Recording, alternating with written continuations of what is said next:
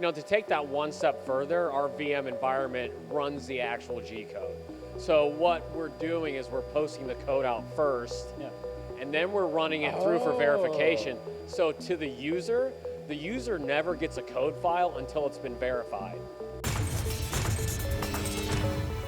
So we're at a partner event with Emuge, and you guys have a crazy part running over there on that machine. How did you even get that started, Brad? So the biggest thing that you need to do in order to do this is you've got to have a one-for-one digital environment versus what reality is. And the key component of that is having a good, true digital twin. And sometimes the word digital twin gets thrown around loosely these days. So to me, it's not a digital twin unless it's a true one-for-one for what the machine tool is. So for instance, in our virtual machine, you're taking the machine environment mapped from the machine home and you're digitizing it. So every movement that is out of limits or movements to tool change position, all those true coordinates are mapped into the environment so that you know for a fact that what you do on screen is going to be the reality of what happens when you do it at the machine.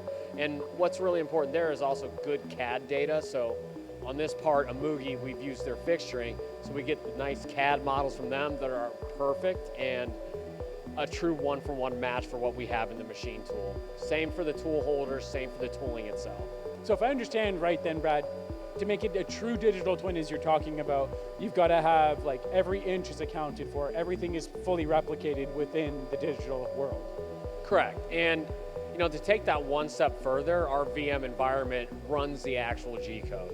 So what we're doing is we're posting the code out first, and then we're running it through for verification. So to the user never gets a code file until it's been verified. So until the code is verified, the code doesn't exist to the user. It can't be taken to the machine so something bad can happen.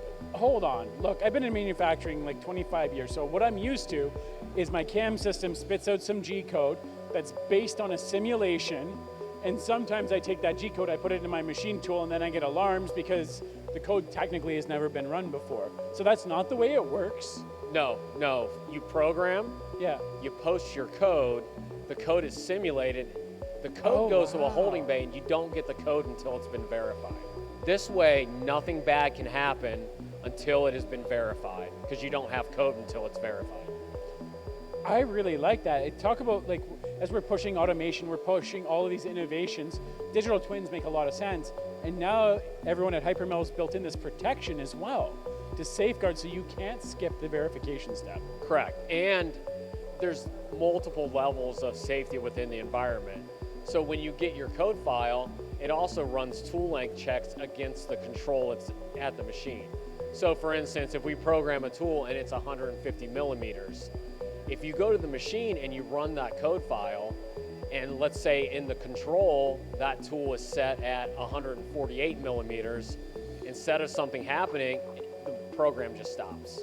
Okay, so you're telling me that you have even more safeguards in place? Correct. So in the program, if you program at 150 millimeter gauge length, and you go to the machine, and in the machine control, it's set at 148.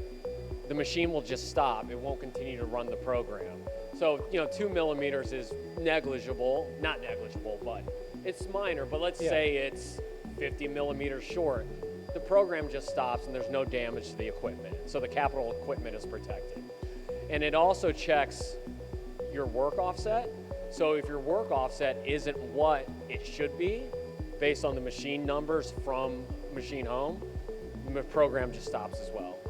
So in the case of, like you said, something smaller, like 2 millimeters worth of extension, maybe it's not going to be a big deal. Is there a way to override that, or do they have to come back to the CAM and update it?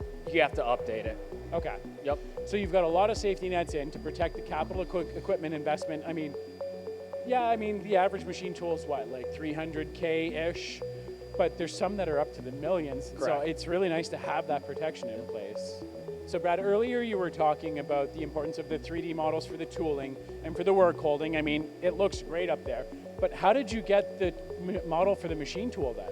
So the machine tool vendor, in this case Okuma, They just provide us with the data, and then we map the digital twin around the machine tool data.